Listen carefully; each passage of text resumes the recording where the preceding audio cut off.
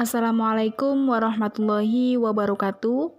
Yang terhormat Ibu Rita Aryana Nurhasana, MSc selaku dosen pengampu mata kuliah Praktikum Sistematika Tumbuhan. Sebelumnya perkenalkan saya Naila Salsabila dengan NIM 20080860002 kelas PB2A.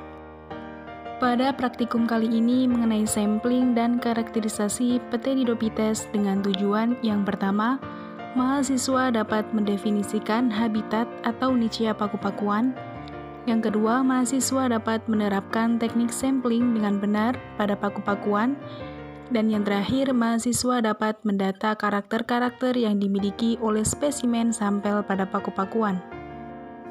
Pada praktikum kali ini, saya mengamati tumbuhan paku atau Pteridophyta secara makroskopis, yaitu dari spesies yang pertama, Nephrolepis sp, yang kedua Petris vittata, dan yang ketiga Dryopetris pseudosparsa.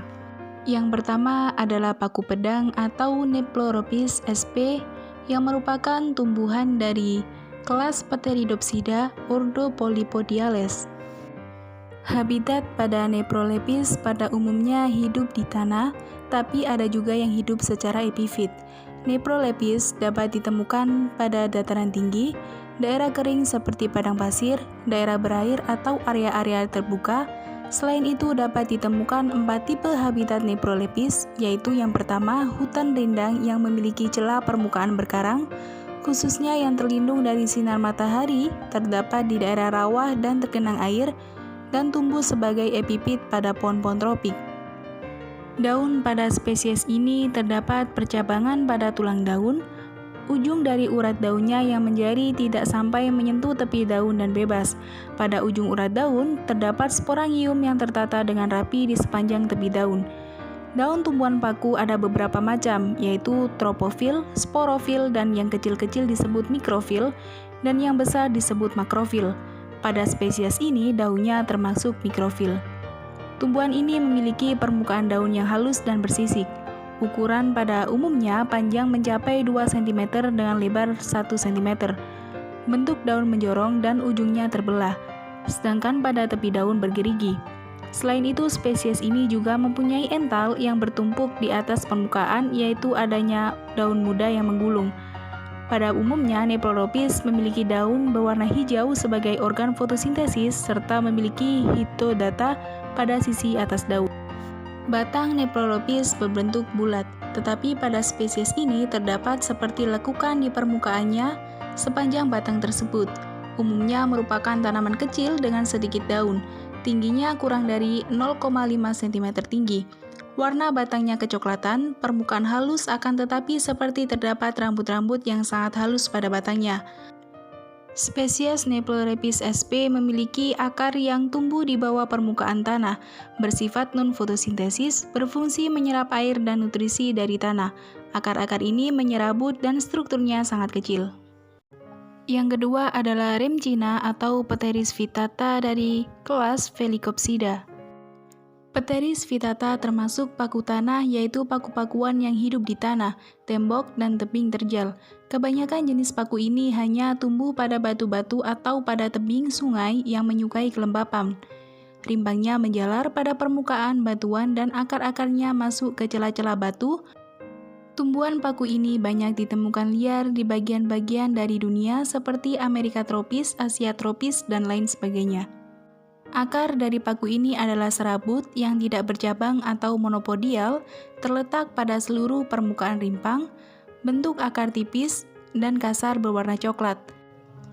Batang Pteris sp berbentuk bulat beralur secara longitudinal, berruas-ruas panjang dan kaku, permukaan pada batang halus, tetapi perlu diketahui bahwa batang paku-pakuan tidak selalu halus, tetapi kadang-kadang dihiasi dengan bentukan seperti rambut dan sisik berwarna hitam atau coklat, lapisan lilin dan sisa-sisa tangkai. Pada batangnya tidak terdapat rambut. Ukuran batangnya biasanya sekitar kurang lebih 40 cm dan diameternya adalah kurang lebih 25 cm. Warna batang Pteris sp hijau kecoklatan dan bentuk percabangannya adalah percabangan menyirip. Jenis daun Pteris sp adalah majemuk menyirip. tepi daunnya halus atau tidak bergerigi, dan daunnya rata. Terdapat ental pada kelompok paku-pakuan mempunyai bentuk yang khas yang berbeda dengan tumbuhan-tumbuhan lainnya, sehingga bisa disebut dengan ental. Bentuk daunnya memanjang berukuran kurang lebih 3,5 cm. Daun Pteris sp tergolong anisofil, yaitu daunnya terdiri dari dua ukuran, yaitu yang satu lebih besar dari yang lainnya. Warna daun pada Pteris sp adalah hijau tua, peruratan menyirip, ujung-ujungnya bergabung dengan urat lain sehingga memperlihatkan garis yang dekat dengan tepi. Tekstur daun adalah helaian atau seperti selaput. Permukaan daunnya halus atau gundul. Tangkai daun berukuran kurang lebih 28 cm. Sporangium umumnya dibentuk pada permukaan bawah atau tepi daun fertile yang berwarna coklat. Sorusnya dilindungi oleh indusium dengan bentuk ginjal dan dilindungi oleh indisium palsu, yaitu pelindung yang terjadi karena pelipatan tepi daun. Permukaan bawah daun Pteris vittata terdapat sori atau bentuk dari sorus. Setiap sori berisi kelompok sporangia atau penghasil spora. Sori tidak selalu di bagian bawah daun paku yang mempertunjukkan sori. Sori ini berisi suatu kelompok sporangia atau penghasil spora. Yang ketiga adalah Dryopteris pseudosparsa dari kelas Polypodiopsida ordo Polypodiales. Habitat Dryopteris sp ditemukan tumbuh terestrial pada kawasan yang cukup terbuka, yang hidup di tanah, tembok, dan tebing terjal. Kebanyakan jenis paku ini banyak tumbuh pada batu-batu atau pada tebing sungai yang menyukai kelembapan. Batang pakuan ini berhabitus herba agak berkayu. Akarnya adalah serabut bercabang-cabang secara dikotom. Batang pakuan ini berupa rimpang, yakni tegak, panjang, dan ramping, di mana permukaannya halus serta berwarna coklat. Batang tidak bercabang. Akarnya berbentuk serabut berwarna coklat. Bentuk atau bangun daun dari Dryopteris adalah bentuk delta dengan tepi bersirip-sirip atau pinah. Daunnya sporofil, yakni terdapat spora di bagian ventral. Ujungnya meruncing, tepi bercangap. Ukuran daun terdiri dari dua ukuran, yaitu satu lebih besar dan yang satu lebih kecil atau anisofil. Susunan sporofil pada Dryopteris ini rapat, berkelompok, dan berwarna coklat kemerah-merahan. Kumpulan sorus atau sori berkelompok.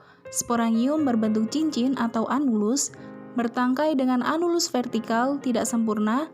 Jika masak pecah dengan celah melintang, terdapat sel yang seperti cincin terdiri dari sel-sel yang menonjol keluar dengan penebalan dinding radial atau dinding dalam. Bagian sisi perut yang sel-selnya tidak menebal itu dinamakan stomium. Anulus bekerja sebagai suatu mekanisme kohesi dan menyebabkan terbukanya sporangium cincin. Mungkin hanya itu yang dapat saya sampaikan mengenai sampling dan karakterisasi Pteridopites. Kurang lebihnya saya mohon maaf. Wassalamualaikum warahmatullahi wabarakatuh.